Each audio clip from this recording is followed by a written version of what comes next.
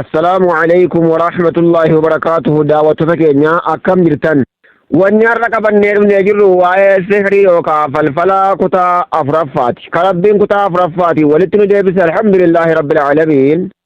برنوتا كينيا را كيساتي وكا هبنو كينيا را كيساتي واي ساحري وكا فلفلتو دبنا جزي سحري قوتو أكمت أكا قوتو انديسو أكمت أكا إسلامي جاو dubbachuudhaaf deemna yoo rabbiin jedhee fedhii rabbiitiin jechuudha.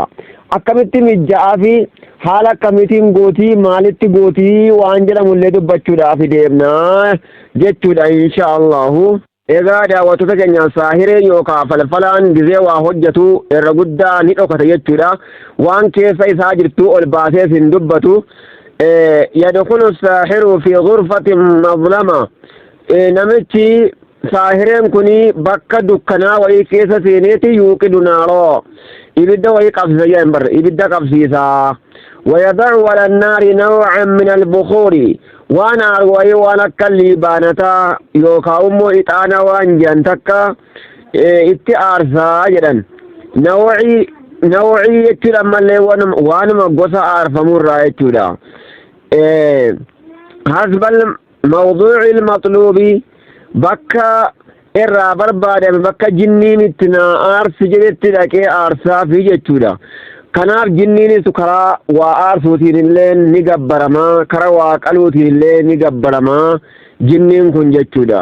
Idaa kaana yuriidu tafriiqa gizee nama wal jaalatu walirraa gargar baasuu fedhee akkasitti jechuudha. Ammallee duuba dhaqee ibidda wayii qabsiisaa fi gizee nama gargar baasuu yaade aw ilqaa'il cadaawati takkaa immoo nama duraan xalaatomee adda adda faca'ee jiru takka walitti qabuu yoo barbaade diinuma duraan adda adda jiru walitti qabuu haadha manaa abbaa manaa gargar baasuu yoo fedhu aw ilqaa'il cadaawati takkaa immoo diina gargar jiru takka wal qunnamsiisuu wal bagdaa'i عداوة والبغضاء يتون ورا والجبير يتولا وانا كنا فايتولا وما شاكل ذلك يدعو على النار بخورا وانا كنا يوقو فدير يتولا يادر رجزي جفتي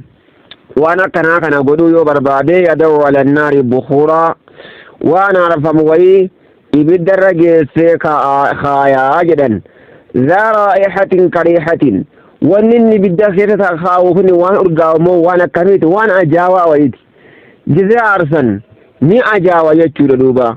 وإذا كان يريد إلقاء محبة أو فك ربط yeroo waan tokko barbaade jechuudha duuba. waan tokko wal qunnamsiisu jaalala wal qunnamsiisu takkaa waan hidhamee jiru tokko walirraa hiikuu wal jibbisiisuu wagguu fedhe jechuudha. Takkaa immoo haadha manaa fi abbaa manaa jidduu waan akkanaa kana aarsaa akkasi jechuudha. Maqaa jinnii gurguddaa maqaa yaameeti akkasitti haajaa isaa himata jechuu duuba. Yeroo kana falfala wayiifaa hiikuu barbaada bar aw xilli sihrin yadacu bukuuran ذا رائحة طيبة waan urgaa wayi geesse irra busa jamboo jinniidhaaf aarsaa bar.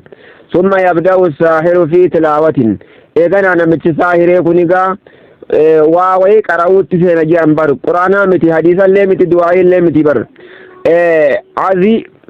aziima maali wanni san jennaan azaa'ima jedhamti. aziima almushrikiyyati ashirkiyyati kan shirkii of keessaa qabdu azaa'ima jedhaniin kan afaan si hin beekamne jechuudha. wayii xalaasimun xalsama jechuudha waan lugaan si hin beekamne afaan arabiitiif afaan arabii miti waanuma beekamne kana ol fuudhee jedhan yookaan gadi qabee jedha jechuudha. Kana booda isiin xalaasima kan kufrii jechuudha. Ma'inaa kufriitiif kamaltu jechuudha. Duuba kana booda jinni gurguddaa kana ni yaama. Jinni isaanii gurguddaa kana booda jinni maqaa jinni gurguddaa kana yaameeti akkasitti dirmachuu irra barbaada jechuudha. Kubaraa jinni walirtiqaatati bihim isaaniin dirmachuu barbaada wagayri zaalik kan kana malee jiruufaa hojjataa jechuudha. Yeroo kana ammoo haalli uffannaasaa haalli deemsasaa waan akkamiiti laata bisharti an yakuuna saahiru saahiriin yeroo kana shartii wayii jira ulaagaa wayii jira alayhi la'inatullahi abaarsi rabbii sarratti haa jiraatu gayra xaahirin qulqullinaan hin naqu wuduwatee hin naqu falfalanii ka jedha takkaawammoo nama wal jaalatu walitti naqa jedha walittin wal jibbisiisa jedha falfalan irraayii ka jedhee maallaqa faa fudhatee kalaal gayra xaahirin qulqullinaan qabu wudu'aan hin dhaqu istinjaan hin dhaqu immaa junuba janaabtaadhaan faadhaqa aw murtadiyan sababa najasin takkaawammoo huccuu xaharan qabne ka najisaa uffateeti akkasit dhaqaa jedhan duuba huccuu najisaa kanaan of fokkisiisee qulqullinni akkuma iimaanarraa ta'e of fokkisiisanii najisaan deemuun immoo shayxaanarraa waan taateef jechuu duuba وبعد ما ينتهي من تلاوة العزيمة الكفرية إيجا تلافيما يوكا عزائمة كان كفري كريبودا يظهر أمامه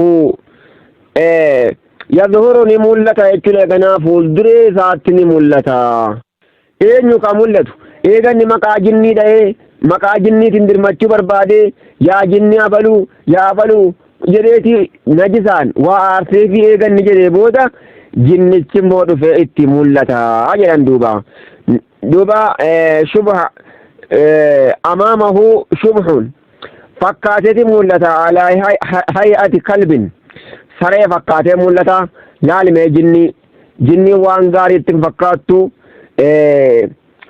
maaliifi sinuma jinni jechuun ajsaamun laxiifatun sinumaa'u qaama qabdi jinniin kuni ni fakkaata jedhan duuba maal fakkaata jinniin kun gizee mul'atu ajsaamun laxiifatun yatashakkalu biashkaalin qabiihatin jedhan jinniin sinumaa'u suuraa fokkisaa yookaan fokkataa walitti fakkaata waan jedhameef suuraa sareetiin itti mul'ata duuba namicha sihirii godhu kanatti gizee ni qophaa ba'e nama biratti itti mul'atu alaa hay'ati kalbin saree fakkaateetti dhufaa bar najisa saree aw thu'baanin takka jawwee fakkaatee itti dhufaa namicha sihirii godhu kanatti aw ayyi hay'atin ukhraa bifuma fedhe haa ta'u bifa biraatiin illee itti mul'ata suuraa fokkataa wayitiin itti mul'ata faya'muruhu saahira duuba faya'muruhu saahiru namichi falfala godhu kun jinnii kana ajaja duuba inni sujuudeef ni qalaaf duuba akkam godhare jinniidhaan akkana naa godhi yaa jinnii koo jedhan bimaa yuriidu waan fedhu itti himata falfala kana naa hiiki jedha nama lama wal jaalate walitti adda naa baasi jedha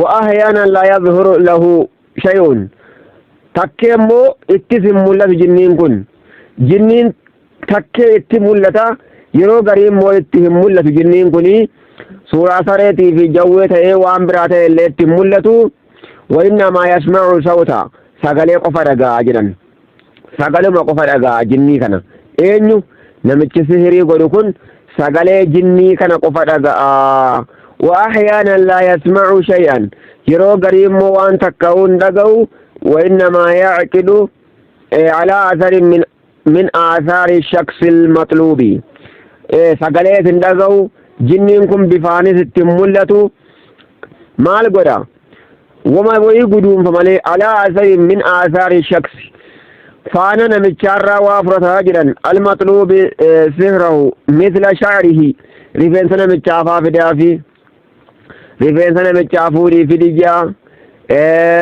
أو قطعة من ثوبه تكاوتو سارا مراتكو نفرتا نمتشت فالفلو دي مخنرا هجو سارا وما تكو فرتا يتشلو بلال فمثلا إماما هاتو uccuu gama jalaa kanatti uffatullee haa ta'u paantiillee haa ta'u kofoo gabaabaa haa ta'u marxoo haa ta'u qixa'aa muraawwama fedhe haa ta'u min thawbihi fiihaa raa'ihatun min araqihi waan dafka namichaa ta'u qabu ta'uu qaba jechuudha malaan waan namicha irratti kun kan namicha kanaati ka jedhamu ka rifeensa isaa yoo dhabe huccuusaa waan dafkisaatti bu'ee jiru waan inni dafkaan uffatee jiru imaamaallee haa taatu kofoollee haa taatu namichi sihirii godhu yaadu kun dafka waan dabti namichaa itti bu'e irraa muratee wama shay'ii wama xiqqoo jechuudha. waan akkanaa kana waan dafka namichaa foolii namichaa agarsiisu kanaan fuudhee falfala itti godha. Ilakh waan kana malee jiruu fi waan biraa faadha. Summa ya'murul jinniyya eeganaa jinnii kana ajaja eega kana qopheeffatee ka'e ni ajaja bimaa yuriide waan fedhu ajaja. Wanni hundi tola hin taatu akkanaan hin taatu wanni hundi addunyaa amma saahireen kun jechuudha. Kanaaf saahireen kuni addunyaa dhabdeetti abaarsi rabbii sirratti haa jiraatu. addunyaa irratti wargatteellee aakhira dhabdeetti maa lahu fil aakhirati min khalaaq ja rabbiin aakhira irraa isaan qoodan qabanu isaan aakhira irraa qoodan qabanii kasaanii duniyaadha malee jechuudha. Bar wala bi'sa jechuun waa hammaate maa sharau bihi anfusahum wanni isaan lubbuu isaanii itti gurguratan takkaa itti jijjiiratan waa hammaate wahuwa sixru falfala ka ta'e ammoo wamaa lahu fil aakhirati min khalaaq aakhira irraa waa qoodan qabanii aakhiraatti hin qaban kafranka falfala barachuunis barsiisuunis nama kafarsiisti. Kanaafuu yaa hawaasa keenya wanni akkaan ofirraa eeggatamuu qabu falfala kana jechuudha. Kufriidha jechuudha. Umar ibn Khattab radiyallahu anhu rabbi sarraa jaallatu haddu saahiri darbatun bisayf jeebar namichi falfala godhu gumaan saadha yookaan haddiin saadha habaleedhaan mormarraa gatu jeebar habaleedhaan mormarraa gatu sirriidha. Maaliif addunyaa namaa balleessiti, qabrii nama galchiti, fayya namaan jaalattu. Kunoo dhukkubfatee osoo mana akkuma meeqa naanna'u osoo mana yaala laqu akkasitti duuba dhukkubfatee manatti hafa jechuudha. Inni asii ni gammadaa itti gammada. Abaarsi rabbii isarratti haa jiraatu kan falfala gootu. Kanneen dubbanne kana keessaa gaa waa afurtu nuu mul'ata jechuudha. Waa afurtu nuu mul'ata. Tokkoffaan jinniin bakka qophaatii gizee falfala eekuudhaa deemullee gizee waan fedhe gochuudhaa deemu namichi saahireen kun namichi falfalaa kun bakka qophaa qabataa jenne gurfaa qophaa bakka qophaati deemaa jenne takka kalammaffaa immoo wayi liibaanata wayi aarsaa jenne isaa'u maqaa rabbiitiin hin aarsu maqaa sheexaanaa yoo dubbate malee maqaa rabbiitiin aarsuu dhabuudha. Maqaa rabbii tokko keessatti hin argamtu. Lama kasadaffaa immoo kasadaffaa shirkiin zaahiraa as keessa jiraachuu beekime. Maaliif isaaniin dirmachuu barbaada. Bar jinnii gurguddaa yaamee jiran dirmachuu barbaada. Haaya kana afuraffaa immoo sheexaanni kun egaa najisaa caalchifattii bar xaararra najisaa of najasuu namni if najasuutu gama jiraatti barbaachisaadha. Gama sheexaanaa fi jinniitti kanatu barbaachisaa. Kanaanillee najisa kanaanillee gama jinniitti dhihaatamaa waa afuri jechuu duuba. Egaa daawwattoota keenya darsii waa'ee falfalaa yookaan sihirii irraa qabannee dhufnee jirru asuma irratti goodhamne kutaa afuraffaa asirratti goodhamne saffaa 67 irratti dhaabne jechuudha. Inshaallah kutaa 5ffaatiin yoo rabbiin fedhe walitti deebina. Egaa barnoota kana sheer godhaatii akka jechuudha barnoonni kun hunda fayyaduuf inshaallah abdiin qaba. Sheer godhaa laayik illee godhaa isiniin jenna. Assalaamu alaykum wa rahmatullahi wa barakaatuhu.